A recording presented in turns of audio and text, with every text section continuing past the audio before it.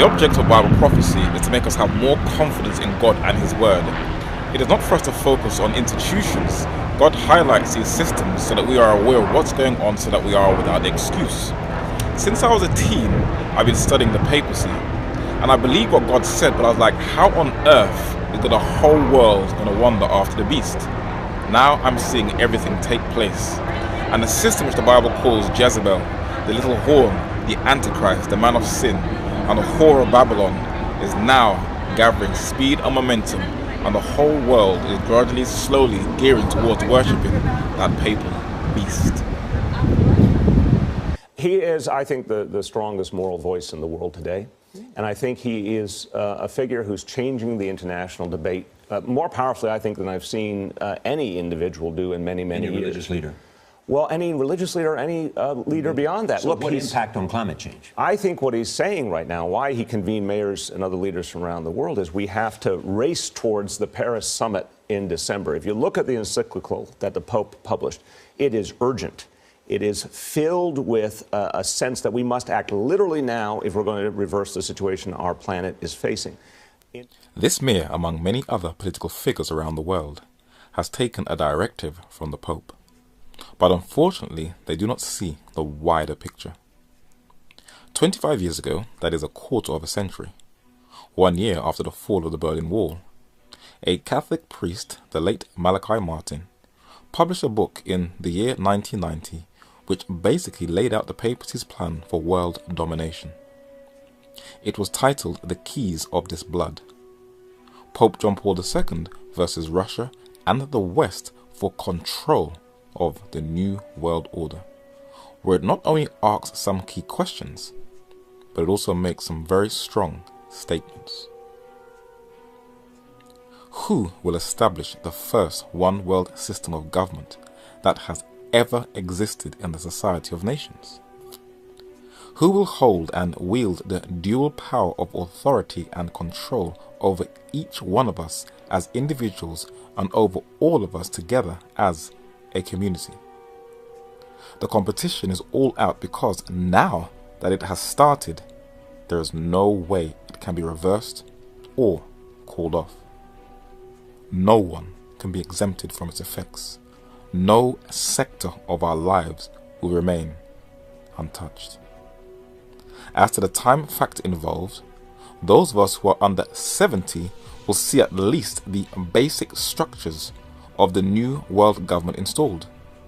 Those of us under 40 will surely live under its legislative, executive and judiciary authority and control. What captures the unwavering attention of the secular leaders of the world in this remarkable network of the Roman Catholic Church is precisely the fact that it places at the personal disposal of the Pope a supranational, supercontinental, super-trade bloc structure that is so built and oriented that if tomorrow or next week, by a sudden miracle, a one world government were established, the Church would not have to undergo any essential structural change in order to retain its dominant position and to further its global aims. So what are its global aims? It says that men have no reliable hope of creating a viable geopolitical system or a one world government unless it is on the basis of Roman Catholic Christianity. So the Vatican has openly declared her one ultimate objective: to have the entire world at the seat of her feet. But how would she achieve that? By cleverly influencing world leaders to follow her lead on social issues. Monsignor Marcelo Sorando is an Argentine Catholic bishop and the current Chancellor of the Pontifical Academy of Sciences and the Pontifical Academy of Social Sciences. He organized a workshop from the 2nd to the 6th of May 2014, and it included some of the top scientists in the world, many of them who are members of the Pontifical Academy of Sciences, who, though secular scientists, are using Catholic social teaching such as the common good to interpret how to make the world a better place. Costa Rican diplomat Cristiana Figueres, who was appointed Executive Secretary of the United Nations Framework Convention on Climate Change on May 7, 2010, a day after the Vatican seminar, wrote in the London Guardian that faith leaders need to find their voice on climate change.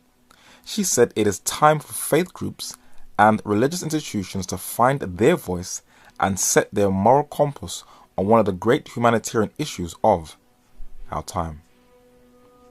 A couple of days later, on May 9, 2014, representatives from the United Nations went to the Vatican to hear Pope Francis I give them a speech on helping the injustices of the needs of the poor peoples of this planet. Cristiana Figueres tweeted that the United Nations and the Vatican should make people even more aware of climate change. To lay the groundwork for Pope Francis I's visit in September 2015, he had to condition the most influential minds and lay the groundwork first. So the head of the Pontifical Academy of Sciences, again, hosted another workshop in April 2015 titled Protect the Earth, Dignify Humanity. And in attendance were some of the most influential politicians, economists, scientists and members of the world's religions who embrace the Pope's New World Environmental Order. 1 month later, in May 2015, the Pope's encyclical Laudato Si was published. News channels were in on the hype, which gave the papacy more prestige. Orthodox bishops went to the Vatican and followed its lead.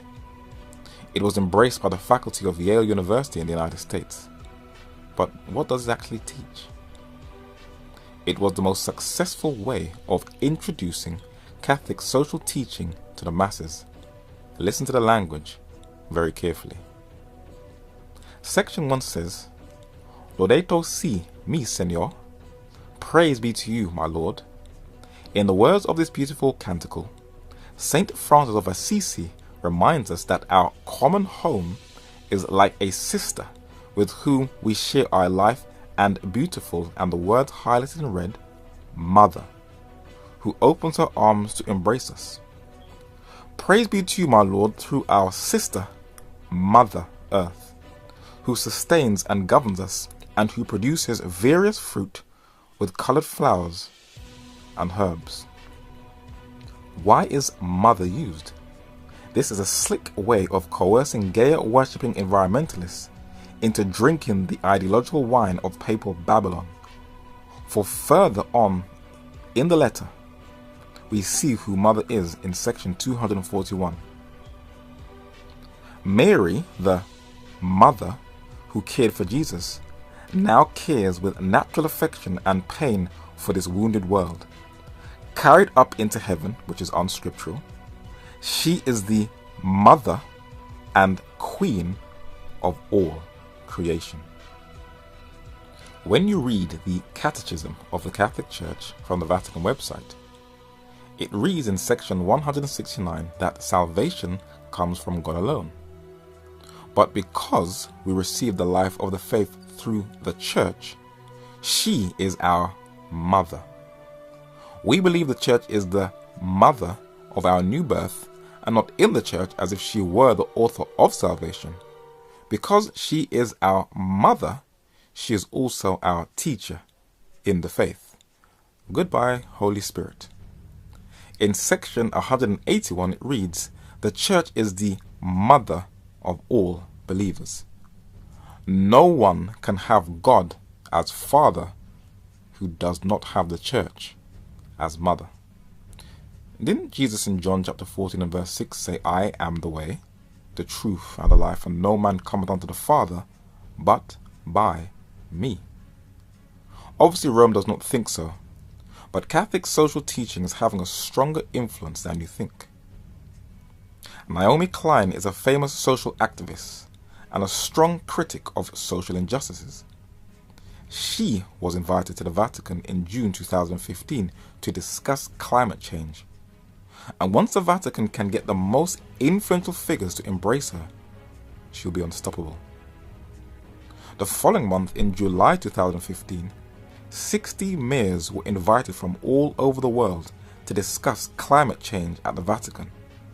And all the mayors said that they will do exactly what the Pope says.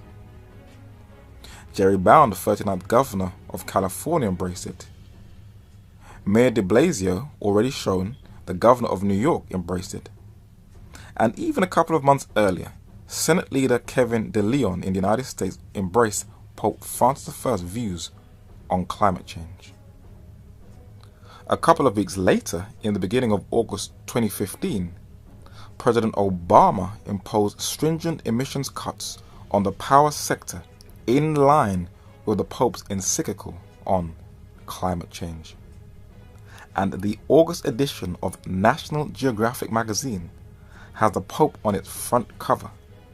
So the Vatican skillfully laid the groundwork so that when the Pope arrives in the United States, the ground is ripe for him to tell them anything. Politically, his visit is a powder keg.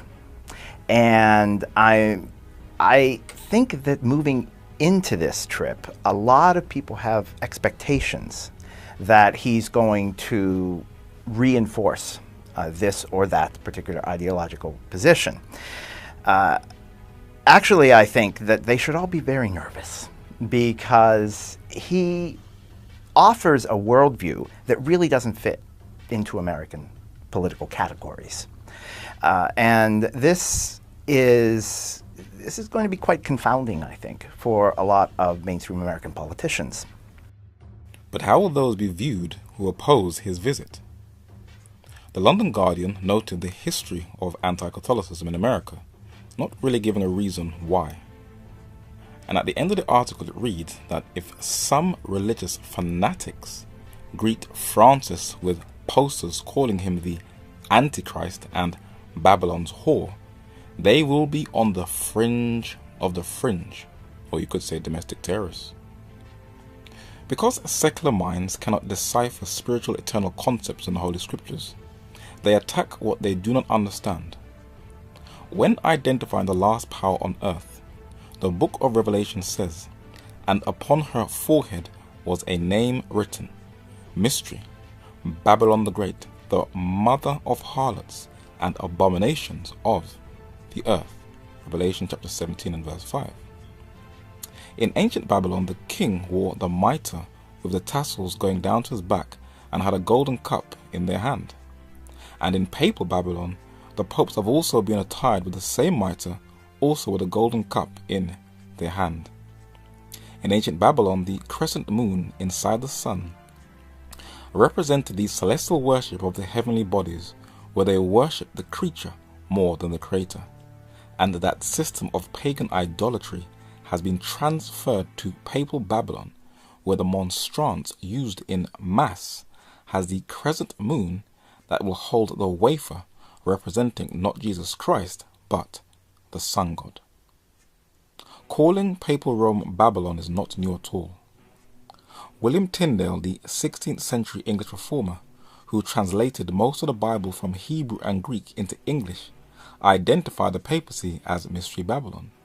He said that the great idol, the whore of Babylon, Antichrist of Rome, whom they call the Pope. The following century, Thomas Goodwin, president of Magdalen College of the University of Oxford, is clear that this view preceded Tyndale by many centuries.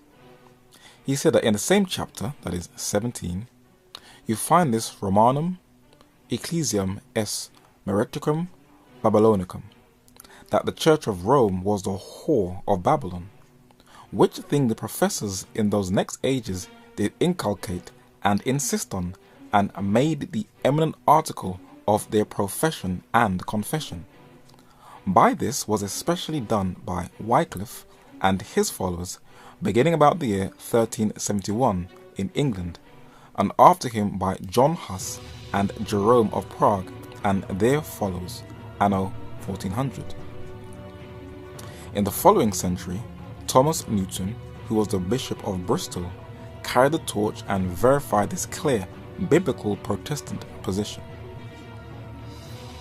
A woman sitting upon a beast is a lively and significant emblem of a church or city directing and governing an empire.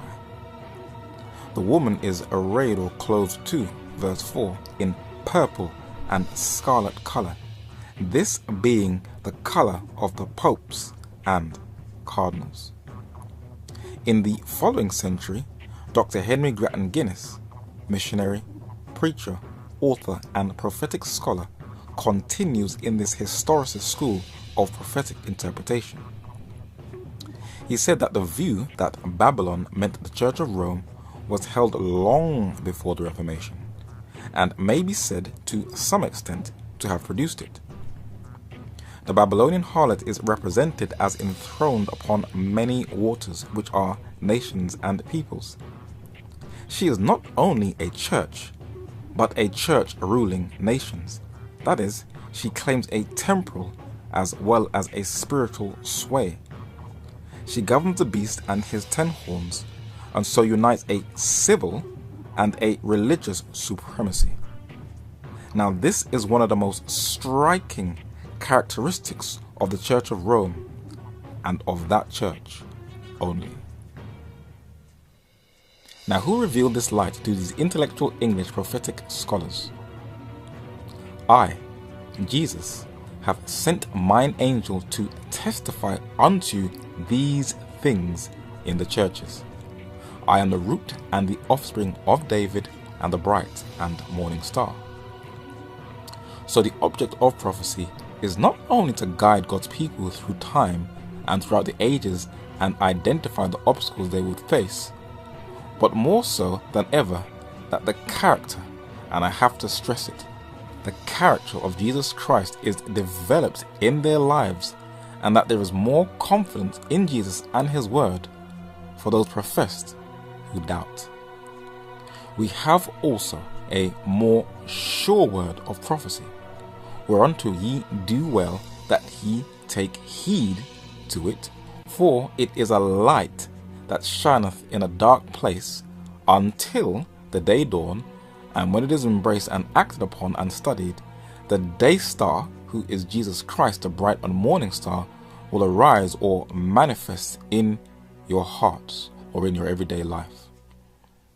So when we see the papacy, the whore of Babylon, while the world scratches their head on how a geopolitical religious power can have such a global sway on secular leaders all over the planet, those who study the two kingdoms still may be a little shocked themselves, but have confidence in God's word that he foretold us of these things to guide God's people into eternity. So as this study comes to a close, let us analyze what the papacy's endgame is. The world has been sucked into the vortex of papal hype.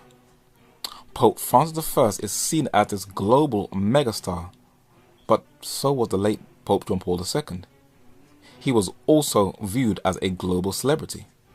And what people think are new policies by Pope Francis, if a little more background research is done, they would know that he has only continued where his predecessors have left off. In this book, The Keys of this Blood, you will clearly see that what many view as new has been mapped out a quarter of a century ago. Already known for its long cooperation with the policies of Antonio Gramsci, the Pontifical Commission for Justice and Peace, in each of its local branches throughout the 4,000 dioceses of John Paul II Roman Catholic Church, and observe this language very carefully, consistently endorses the main themes of, listen, Soviet Marxist policy, the evils of capitalism in Western democracies, the call for a unilateral disarmament by the Western powers, the absolute need to establish a one world economic system based on the distribution of the riches, goods and services of the capitalist world. This statement was 25 years ago by a Catholic priest. Let us see the movements of the current Pope. In Highgate Cemetery in North London in England are the buried remains of Karl Marx. And the very ideology that the papacy spent the Cold War fighting, Marxist communism, was now embraced by Rome, and Antonio Gramsci, an Italian Marxist, was to be the basis of the new satanically skillfully driven, deceptive papal policy. The Pope is asking for a redistribution of the world's wealth, in line with Gramsci's Marxism, just as the Keys of this Blood has said. But has any journalist, politician, or religious leader asked the Pope, will he distribute his own wealth? The Economist magazine says that the Catholic Church is as big as any company in America. Time magazine says the Vatican has big investments in banking, insurance, chemicals, steel, construction, and real estate. A British director plans to do a film of the Vatican's deep connections with the mafia, which is probably its connections also to its narcotics money. The Vatican is very secretive about its economic holdings, and only through pressure has it released its financial report. She is rich, beyond rich, rich, rich, rich. Avro Manhattan, when researching the Vatican's wealth, documented that a Vatican official who, when asked to make a guess at the Vatican's wealth today, replied very tellingly, "Only God knows." Who controls this wealth that Revelation chapter 17 verse 4 and chapter 18 verse 3 foretold us about? According to the Roman Catholic canon law, it reads that the Roman Pontiff, by virtue of governance, is the supreme administrator and steward of all ecclesiastical goods. Not the best person in the world to tell the planet to distribute wealth when you had the richest corporation on the entire planet. The Pope, as the Keys of this Blood says, slams the arms trade. It is true that the arms trade grows from strength to strength because war is a business. Lockheed Martin is to buy Sikorsky, maker of the Black Hawk helicopters, from rival United Technologies for $9 billion, that is 5.8 billion pounds, consolidating its position as the Pentagon's largest supplier. Since Iran has made a deal with the United States about nuclear weapons, international aviation companies, among them Boeing and Airbus, are likely to seek the Iranian government. BAE Systems, though British, is one of the largest arms or defense contractors in the world, who is one of the 6 largest suppliers to the United States Department of Defense. But who buys stocks in this company? According to the BBC, a Catholic bank in Germany invested 580,000 euros in BAE Systems. Pope Francis I is pushing for a new world economic order and pushing for a global government, which the Keys of this Blood is unequivocally clear that she wants to be the only one who should control it. But for those who do a bit of research, you would see that Pope Francis I continues from his predecessors. There is nothing new about Pope Francis I's pontificate. Like Obama, he just does it with a smile while your freedoms are being chipped away each and every day. What is interesting is that the Vatican doesn't really hide what she planned to do. But what exactly is a new world order?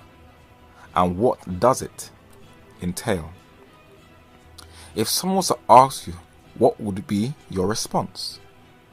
The principles of the world order that existed before 9/11 is the government of the people, by the people, and for the people. In other words, the right to privacy, freedom of speech, and freedom of the press, freedom of religion, and trial by jury, etc. And this phrase was adopted from the Reformation in the introduction of the John Wycliffe Bible of the 14th century, which read that this Bible is the government of the people, for the people, and by the people. In a book titled Roman Civil Liberty, James Aiken Wiley shows us what has given us our current world order. In 1380, Wycliffe published his translation of the Bible. The Reformation came preaching the true jus divinum when it taught the right of society to govern itself according to those eternal principles of justice, equity, and order which God has graven on the natural conscience. God alone, said the Reformers, is Lord of the conscience. That was the truth that made Europe free. But the Pope, in his meeting with the current president of Italy, Sergio Mattarella, thinks otherwise. According to the website of the Vatican Radio, Pope Francis I said, religion should not be confined to personal conscience. So to have a new world order, you have to destroy all the freedoms that has been handed down from the Protestant Reformation based upon the Bible. And this is the only way Mystery Babylon, the papacy, can reign supreme. If you really want to know about the papacy, then you have to study the Bible. Not for head knowledge to debate and bash people over the head with, but for spiritual edification and to share with others that there is a God in heaven who has not abandoned his creation, but wants to commune with us throughout the ceaseless ages of eternity. I know it can be very depressing when you see the madness taking place in this world, but prophecy said Christ is coming back. As a policy of even at the doors, please research every Bible text and every other document for yourselves in this study. As I've been telling people for years, if you do not have a desire for God and His Word, this information just go over your head. It will be irrelevant to you. But the more you desire to be like Him, when you observe these things, the object of prophecy is to really strengthen your walk with God. As we continue these studies, I really hope and pray that people are searching their own hearts to see where they are at spiritually, so that they can get a closer walk with Christ, so they're not caught off guard when the final events take place on this earth.